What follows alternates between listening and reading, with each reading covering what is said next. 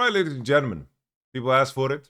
An LEC rundown. People asked me why I didn't do it. Honestly, LEC just with this format isn't super interesting. So I didn't really have anything new to say. But a lot is going on now, and I think it's a good time to talk about contenders, you know, to win, of course, the LEC summer, which is a really big deal. We can talk about who's going to make it to the World Championship. We have a lot of data and information and a lot to break down. So let's just go through the list of teams and let's just walk through it. Let's start with Fnatic. I think Fnatic have found like a decent baseline. I think this team is very similar to what it was previously, but I think Poby is a little bit less aggressive on side. I do think that Fnatic, the main thing that they suffered from against G2 was their lack of, synchronicity with their top laner. I think the biggest issue Fnatic have right now is that they are basically playing a 4-1. There are 4 people, and then sometimes Oscarinian shows up, sometimes he doesn't. I would basically describe Oscarinian's playstyle very similar to Zeus, but he's not good enough to be Zeus, or is not playing the right champions to be Zeus. So the way Zeus plays is that he plays in isolation, lanes super well, and doesn't take any help from jungle or support.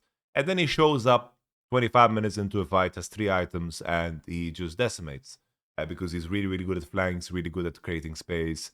Oscarinin, I think that he struggles, especially now, because he needs to be in tune with his bot lane. He's not in tune with his bot lane. If you have base prio on bot lane and you don't base on top and the enemy top lane bases and the enemy can swap out of that matchup, it's really, really bad for the soul. It's something that I broke down in the Broken Blade Kled video. There's a very crucial moment where basically G2 get out of the lane phase with Alistar no flash, Kaiser no flash, Alistar getting killed in the lane as well. Fnatic really strong upset Mickey duo in the bot lane. Razok is also really good at setting them up.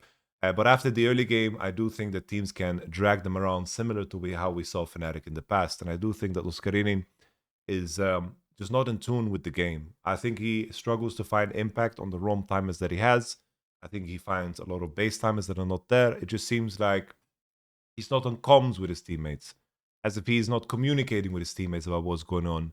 And I think Oscarinin is a very strong laner on occasion, and he has like some good individual, ability in the 1v1.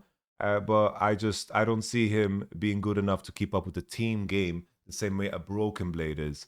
Broken Blade is always in tune with the identity of the game, and I feel like his teammates also in tune with him.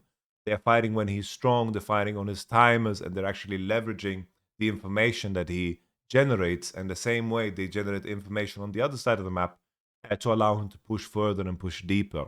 And this is the key difference. Fnatic, I do think that teams like KC and Koi are really, really in shambles right now. So there's opportunities because obviously for me, G2 looks like the #1 contender. But before we talk about G2, Poby probably had his first like pretty bad game. I think that in terms of his TPs on his Annie, like these are champions that require you to be very, very aligned. And I think this is G2's biggest strength. So I think it was really, really exposed Fnatic's biggest weakness. I do think that G2 is probably the worst horror matchup for the current version of Fnatic. But I do think that, Fnatic could potentially be better. But I think the main hope for them is that they just avoid the G2 matchup. And obviously in the first round, they will. So I think that's really good for them. I think it's a positive for Fnatic that they are in this group in terms of how everything played out. Let's think about it. G2, I think, is clearly the best performing team currently in the league. Koi is having issues. KC is having issues. It means that G2 and Fnatic will face one of these, right? And most likely, of course, KC first and then Movistar second. Which I think is a big plus. I don't think Fnatic will have the same level of exposure in the mid to late game in terms of how KC play. The same way G2, I think in terms of macro, G2 in their mid to late game is just by far above and beyond better than everybody else.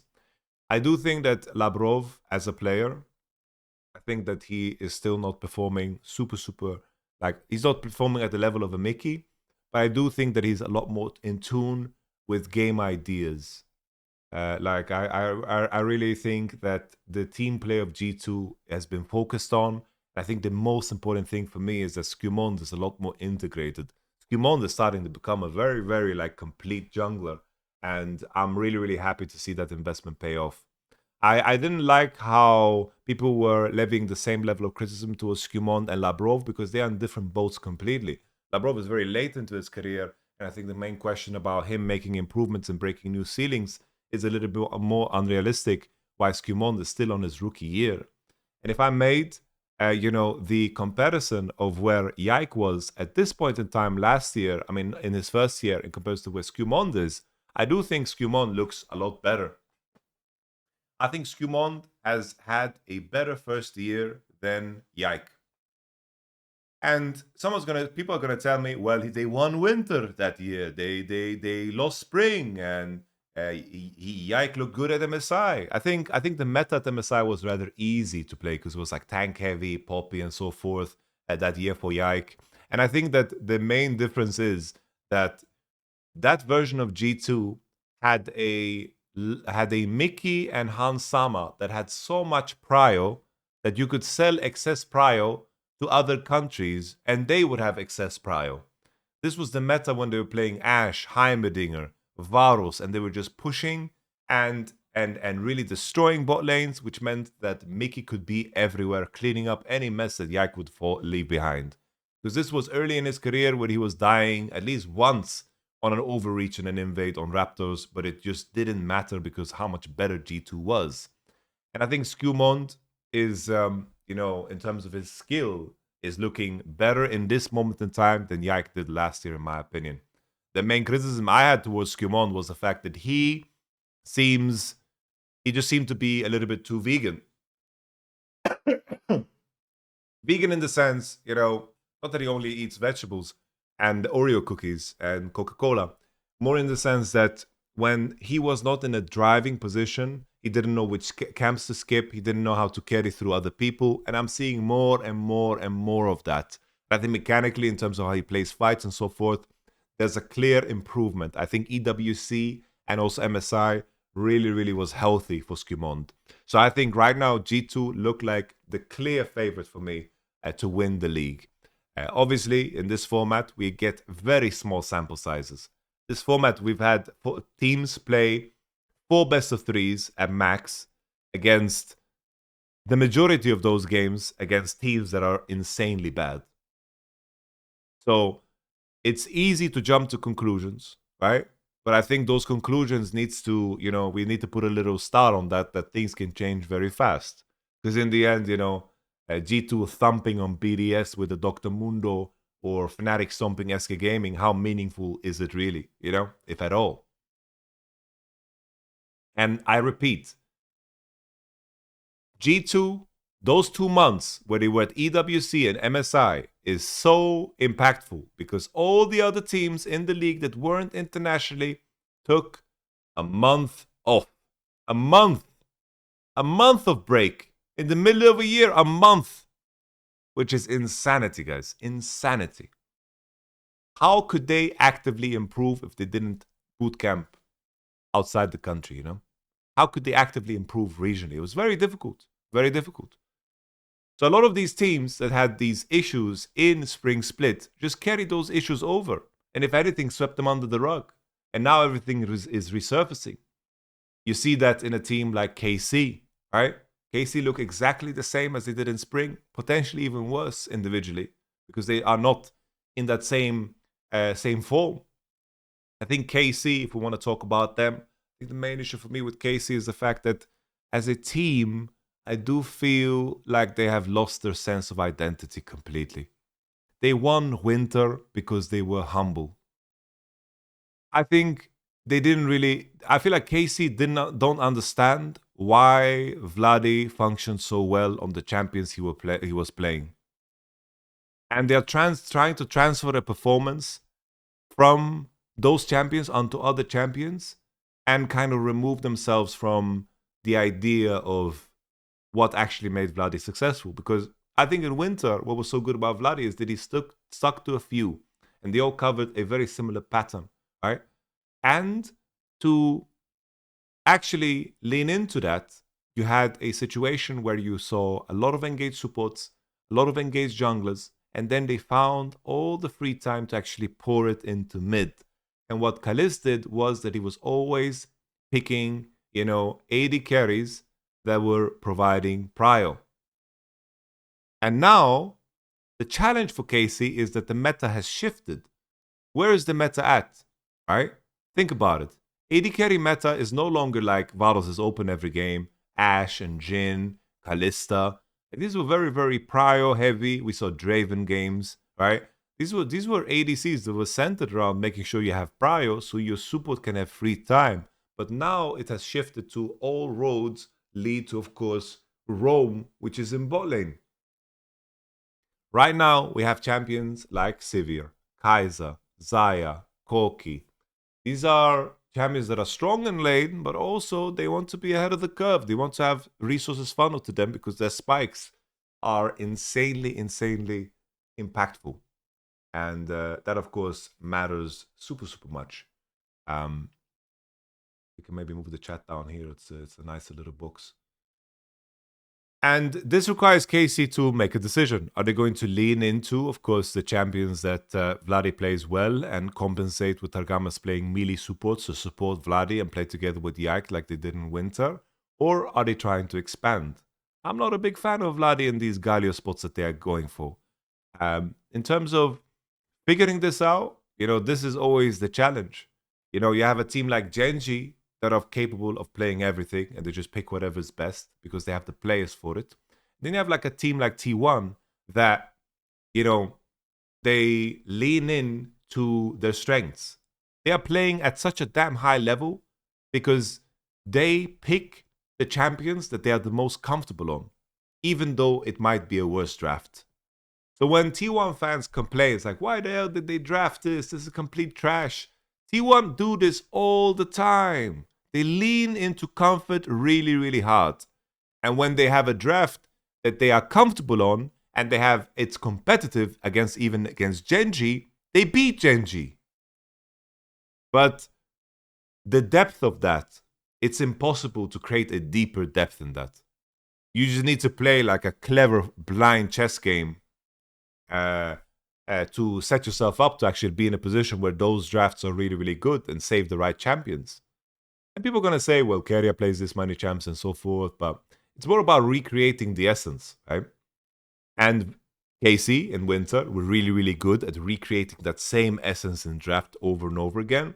In Spring, we saw that Vladi tried to expand with the melee champions after getting rocked by Zeka.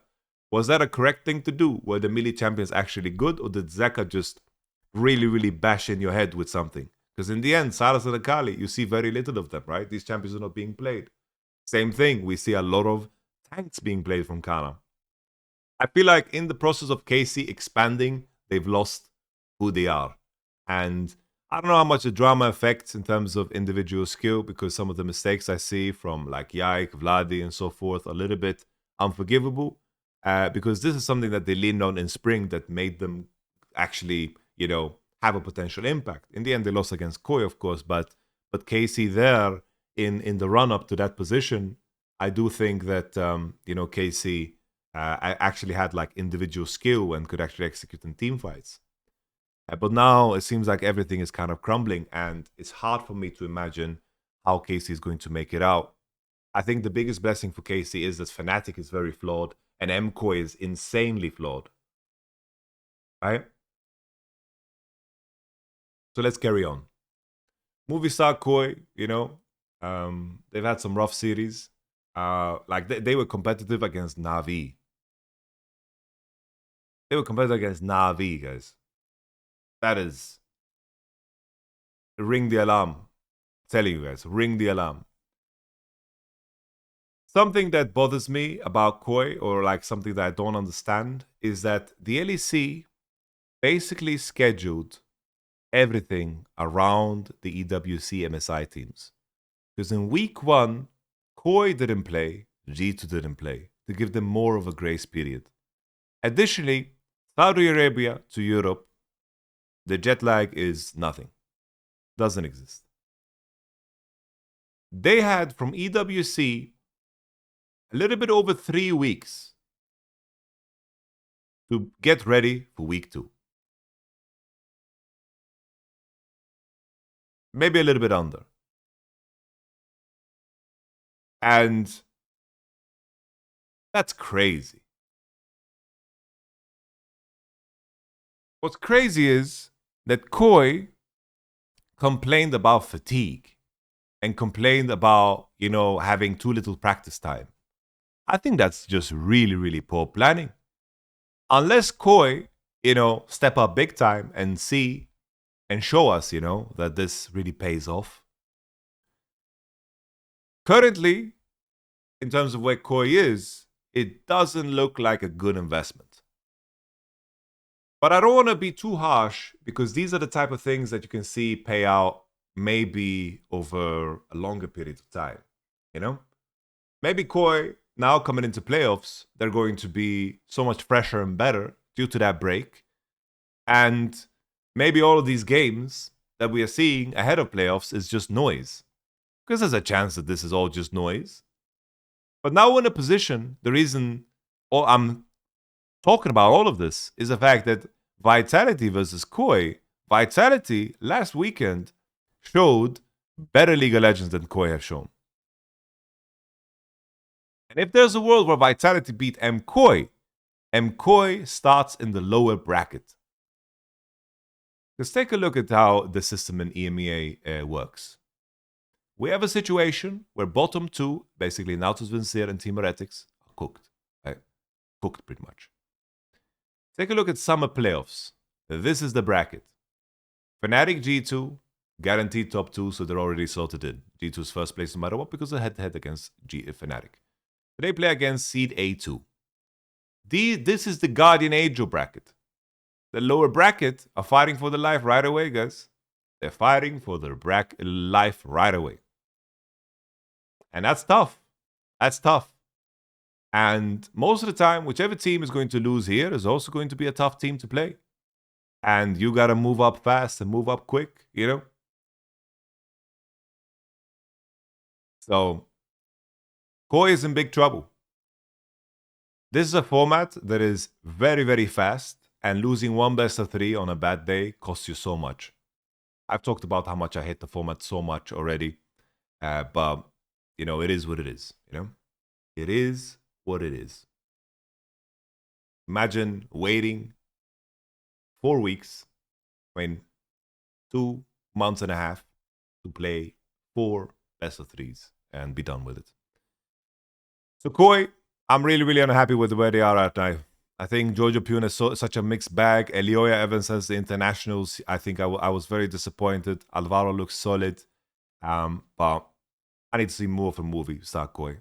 Because I put them in the same bracket as G2. You went to the internationals. You got that experience. And you got to rest. This should be your time to strike because KC and Fnatic should have improved fuck all. This is your opportunity to strike. And Movistar Koi is looking very rugged. I think eyes on this matchup. Koi has shown a higher peak, but the current performance of Vitality is quite exciting. Vitality, we can move on to them. I do think Vitality, their macro isn't the greatest. Their macro isn't the greatest. I think there's things to fix. But I think this week, the biggest difference is, in my opinion, is that I think that Fleshy and Kazi are back. Or Fleshy arrived. Fleshy actually had good games. He was relevant. I didn't like how he started, bro. It looked rough. I was like, damn, this is not exciting at all. I didn't get excited by Fleshy when he played in the RLs. I was worried that this change in the entire, struggle of Team Vitality figuring out their super position. I did think that is what is going to cost Vitality their whole season. And I was extremely disappointed by this. First, how they mismanaged Hilly, and then bringing in Niski, and then role swapping him, and then bringing in Fleshy. They switched supports between 3 splits, guys. That is some LPL shit in their jungle. That's what we're talking about here. And now they won 2 series. They stomped Na'Vi, which is a team that Koi struggled with, and then they stole a victory off of KC in a game where, KC and Vitality, their flaws are quite similar, but their strengths are also quite similar. Just team fighting, brilliancy, later on in the game, they can cheat games out of won or lost positions, whatever, right? And Vitality won in the team fight. And I think the main difference is because I do think that Chayek and Naknako have been pretty damn good the entire time. I did feel like Naknako has been elo held. And I think Naknako played insane against KC. I think the main thing is that Kazi is back. He's actually popping off. He's flowing. It looks like he is, right in the right state of mind. Because I thought that Kazi was looking like trash for a moment there, bro. Kazi was kind of hinting it there for a moment, man. I was losing hope in Kazi. I thought Kazi just tanked his whole value as a player, sticking around the Vitality for this long. But this was a, this is a renaissance, I think, for Kazi. That specific week, it's just a small sample size, but still, I think we can allow ourselves to get excited about Kazi. And Fleshy finally arrived. I feel like this is the team. You know how Vitality, who they remind me of? They remind me of like a BFX or a Bro, They have like some players that could just pop off, in the fights. I think that Linsas also has some of his best games. I feel like the promise finally has been kept. Because this is someone the Vitality signed, of course. There was a lot of drama. The KC fans came after him and all that jazz because he decided to join this team in particular, right? And the way he did it, and, exited with the clause, and it was all very messy. This was a very good weekend for Vitality. And I think there's a chance where they beat, the whole question, the big thing that lays over the Vitality coaching staff's head, Mac, Gas, and Pad, is the fact that, of course, there is the lingering, let's say, threat that if they don't make top 4, they are not allowed to continue on this Vitality team. With all of the support that they've gotten, with all of the decisions of buying out players, setting up players, switching players. If they don't make top 4, they ain't gonna make it. And I think this is gonna be the most crucial game. Most crucial game. Because if you beat Koi, you've made top 4. You've made top 4. And that's how it works, guys. That's how it works. Obviously, you need to win another BO5 to get literally top 4, but I mean top 4 in the regular split. Because in the end, if you lose the first round, you still drop down to this round, You still drop down here. There's a world where, let's say, Koi drops down and they play against, a little Koi right away. That's a whole nother world, That's a whole nother world. And if they lose that best of 5, everything is forgotten. Everything's forgotten. But I do think, individually, Vitality is in a really, really good place. So, I am excited for that matchup. I repeat, Vitality, better form right now, which is very fleeting. They can beat Koi. Koi don't look too hot right now. Still, Koi has shown way higher seedings. And they are a team with a mission now to beat Vitality. And they can maybe cater themselves to Vitality specifically. Deny some of the Naknako top laner champions. I think the Vitality showed what they are strong on in this week. So Prep can really, really go a long way. Let's move on to the rest of the gang. Team Heretics, honestly, that loss against SK was extremely, extremely terrible. That loss against SK is unforgivable as well. Shio is extremely ill on his team. The Camilo project is just a blatant failure. They brought this player off of LFL2, and he just doesn't belong in the LEC, so that is something that is holding them back. Team Heretics keep building these rosters with decent supporting players, but then nobody to carry the boats and the logs, The only hope for this team, for Team Heretics, is the fact that Sheo can maybe play carries. Maybe. But Flakit and Camilo, as your people pulling the trigger, that is too weak of an ensemble. Flakit is a player that needs to have Kana top, He needs to have a super carry top. I don't know, Team Heretics keep building these rosters without any firepower. Look at this. Think back to the Team Heretics rosters, okay? Team Heretic rosters, we have this one, no firepower. Then we had Trimby, Zvairu, Jankos, Wunder. It's like you have a lot of smart, you have a lot of brain here, a lot of brain. You got Professor Xavier in the club, a bunch of them. But where's your Wolverine, Where's Where's the weaponry? Where's the thing that can make damage? The same in the past, you know, when they dropped an Ebi, Ruby, and then they just ditched Jack Spectre for Flaquito. I don't know, like these rosters that they build, they just have.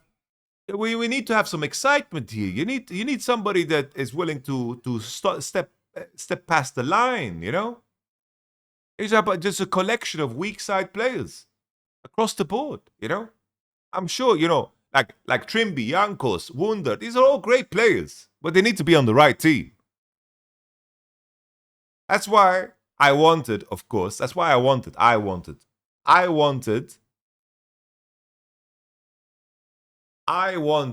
of course, Wunder to join Fnatic.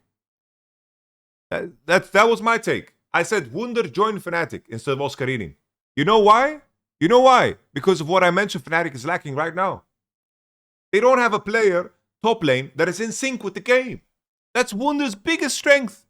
He's so in sync with the game, understands when he needs to base, understands when he needs to support, when he needs to TP. He might be 5 CS behind or whatever, who cares? It doesn't matter in the grand scheme of things. It's details, it's noise. This team, Fnatic, has the best bot lane in the league in terms of laning. And to convert that, you need a top laner that is understanding what you want to achieve. You know? How did Jack Spectre perform back then? You know, but Jack Spectre didn't perform super great. Well, I think he deserved a little bit more time. He deserved a little bit more time. You know? He need a little bit more time. Wunder would be the equivalent of a Flandre, you know? He would be Flandre. That would be Flandre. And Flandre, it's like, I'm not going to sit there and say Flandre is going to smoke, you know? I'm not going to say that he's going to smoke fucking Kana in the lane. That's not his job. He's going to be stable. And then he's going to be in tune. And then he's going to show up in the team fight without bleeding out of every eye hole. You get me? Nevertheless, Team Heretics roster building, honestly, big fucking question mark there. Flacket, it's like, I don't want to be harsh to Flacket, because I think Flacket has good qualities. He really does. But he needs to be on the right team. He needs to be on the right team. Sincerely, needs to be on the right team. Flacket is like, you know, a ghost with really, really strong pocket picks. That's what Flacket is. He needs a Nuguri. He needs a little showmaker, playmaker, you know? Who's the equivalent of that in Europe? Who the fuck knows? But I've always said, if there was a world where these two teams merged, like I said before, if Stend and Shio was in Team Vitality, I think Team Vitality would be insane. I think they would be insane. But fair play. Linsas and Fleshy are looking fucking fantastic now after that week. Looks good. I'm just saying, this is something that I pointed out before. You know? Nevertheless, SK, what's it to say about SK? You know? SK, you know, Kidui, Skeens, good players. Decent. They should have a shot in the LEC, I think, Skeens and Kidui. They can maybe get better. Maybe they can improve. Din, Abadagio, Lupi. Done. What do I want SK to do? I want SK to integrate their ERL a little bit more. Don't be focused on winning Prime League or whatever. Just pick up 5 players that you hope are going to improve over time. Make a 2-year project and make yourself a little bit of an outlier here, you know? They brought up Kidui, whatever. I get it, but I don't know. Just signing up Adagio, like, is there no prospect? Is there no prospect? Is there really nothing? I don't know. It has to be something. As SK is just shifting and not holding on to anything, because keep in mind, SK, there was a time where SK had some decent pickups. Irrelevant SK. You remember that shit? SK Irrelevant. Yeah, Exakick. You know, Exakick was fucking exciting in the beginning. They had the Niski roster that was solid. You know, they've made some money moves in the past. They made some money moves, but now it's like you're just getting rid of, you're just selling every jungler on the market. You know? I don't know what to say. Navi, God bless that they're out, bro. Like, this is end Navi suffering, you know? Just fucking be done with the contracts and move on. Like, I feel bad for this dude, Tiger, because he took a risk here. He took a big risk. I feel bad for the dude. He got to play 4 best of 3s and is out for the rest of the year. Like, that's just tough. That's just blows. Unlucky, man. Feel bad for the dude. Maybe they could win one game and maybe do something, but I doubt it. You know, that's just not gonna happen. That's just not gonna happen. SK disbanded the Prime League team? Really? Really? SK Gaming disbanded Prime League? Really? Did I miss that completely?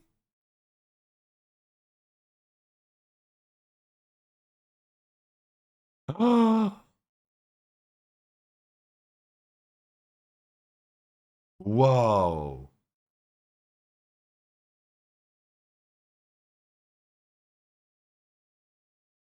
Damn. No, Tiger knew he was getting replaced, guys. They already signed the jungler for the next year. Rylech, or how you pronounce his name. Bro, they disbanded their Prime League team? You are the German org, and you disbanded your Prime League team? Damn. I think it's time for Falcons, guys. It's time for Falcons. It's time to call Mr. Daddy Chaching, you know? It's time for Falcons. I think it's time to put in Falcons and let them buy out Whippo. Let them just buy out the FlyQuest roster, bro. And there you go. let them buy out the FlyQuest roster with dollar bill, y'all. All right. All right. Who else can we talk about? We talk about SK, we talk about KC, we talked about KOI, Vitality, Team Heretics, Navi, Fnatic, G2, GX, Team BDS. I don't know. Team BDS is just ISIS prison. I don't know. It's just ISIS prison. I think it's time to recall some of your brothers in the next off season. I think it's time. You know what would be interesting? I don't know. It's like, I don't know if Humanoid's going to play next year, but I swear, if he joins the team with the right intention, I feel like a team is going to get a superstar mid laner out of nowhere. But he just needs to have the right motivation. And maybe these 6 months off that he has, maybe it's perfect.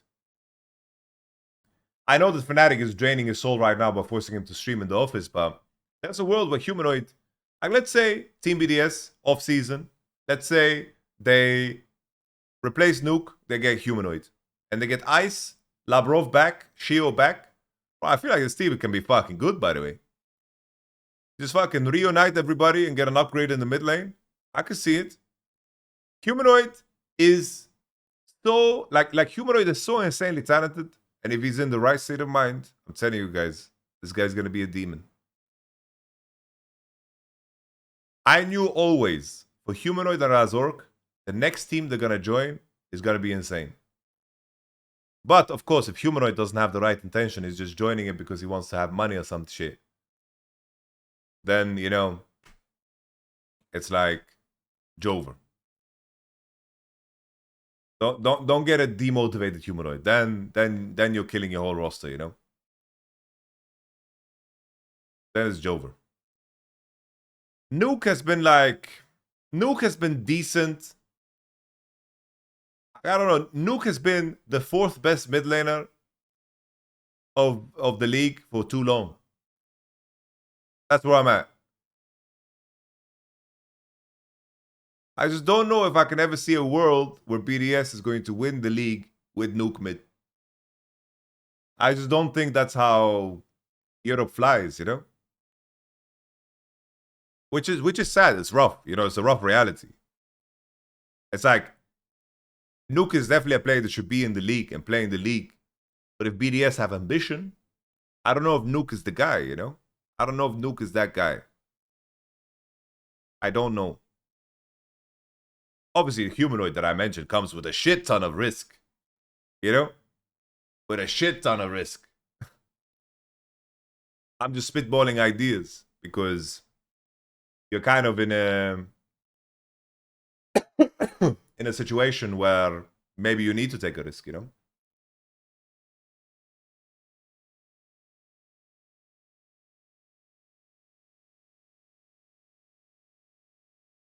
I think a player like Ice is a player that could potentially move to a team like G2 next year.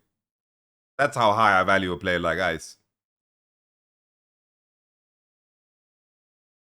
He's basically the 1xN of the league, you know, in my opinion. I think Ice is good. Ice is good.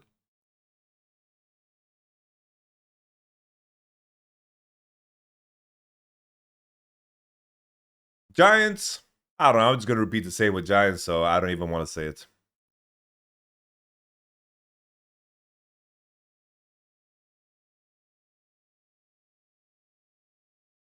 Any questions, guys? Don't you think Nak was worth playing for a better team next year? Bro, Vitality could be a good team. Really. Vitality could be a great team.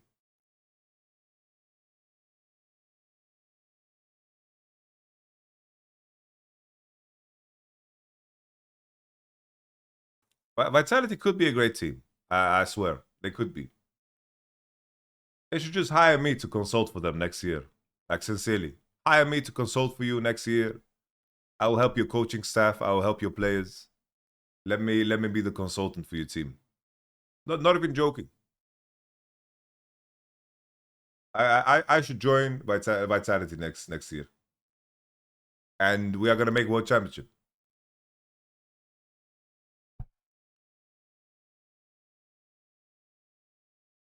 I'm down to work with Mac and Pat. I'm down to work without them too. I swear. VidConnect, baby. Time to spend. Do you think Caps and BB got enough topside oomph to make it like international semis? International semis is tough, bro. You need an absurd amount of luck. So much luck.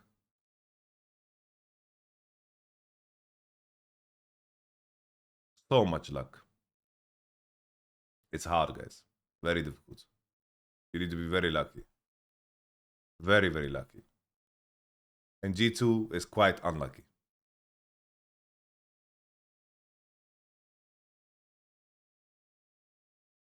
Sorry, I really don't want to be rude or seem disrespectful. Wouldn't the KC job scare Vitality away? Again, not trying to hate the disrespect. I think from outside, bro, from outside, KC are the ones that look dumber for that. Either way you want to spin it. Like, the GM that hired me knew who the fuck I was. No matter how you want to spin it, it looks fucking stupid on KC's side. That they hired me to fire me after fucking 3 weeks of play. It's fucking dumb. They lost money on it.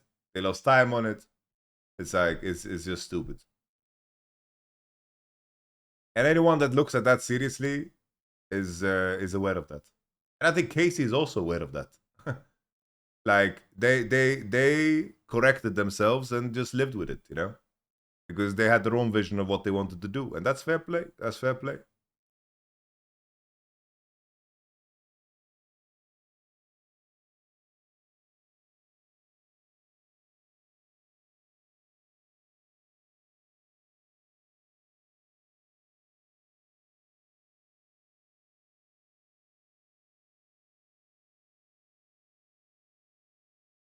Because look, they were hoping to hire me and to have like to have a higher baseline of success, you know?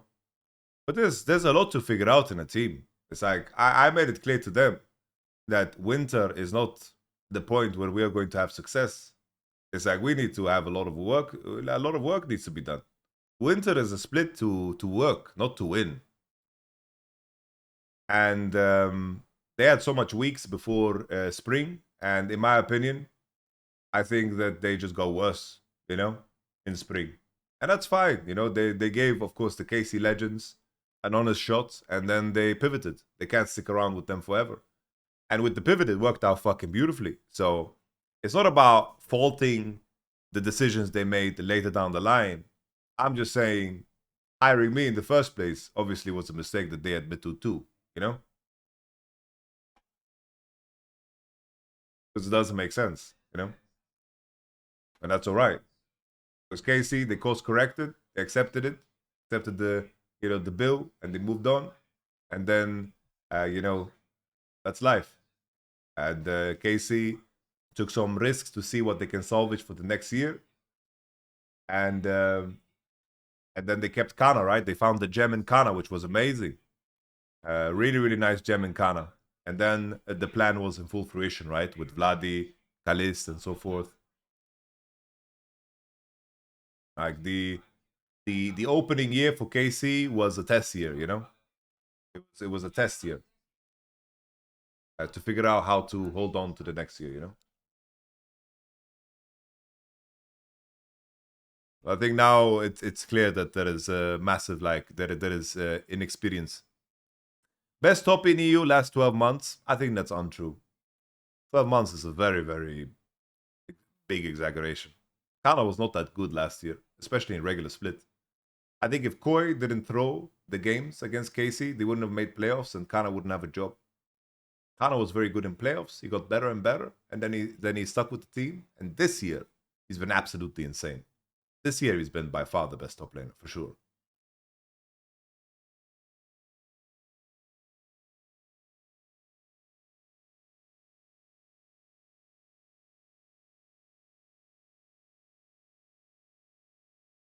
I wanted to make a video on this, but take a look at this.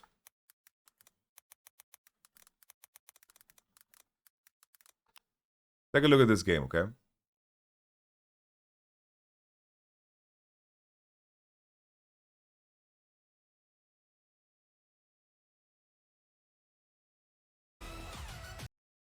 Decent vision control. Scuttle Crab gonna guarantee. This game was so important for the purpose of KC qualifying to playoffs. Look at the game state, guys. Look at the top. Soul is spawning. Nasher. Borderline 10k gold lead. This game in particular as well, Kana played terrible. Really bad. His Graga suits were flying left and right. And then Koi did the classic. Look at the game state, guys. They're taking 2 inhibs. This was a game that Koi lost.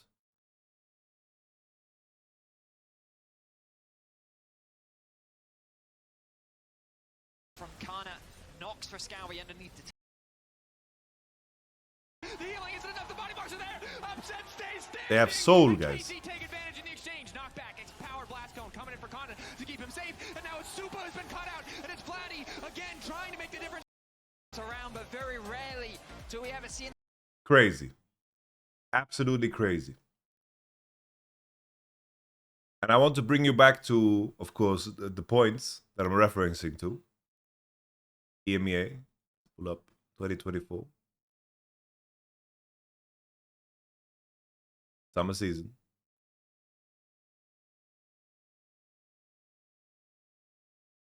Four, 5. Oh, they actually had more wins than I thought. They had more wins than I thought. I thought they had less wins. And they qualified at the skin of their teeth.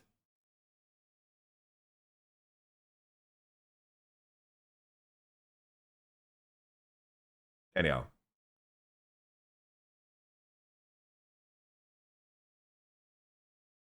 I digress. Kana was not good in the regular split. Alright. That's it then. A little LEC rundown. Classic. Wish you guys all the best. I'll talk to you guys tomorrow when we have LCK and of course LPL again. What's on the schedule? What's on the docket? DRX DNF. A very sad day.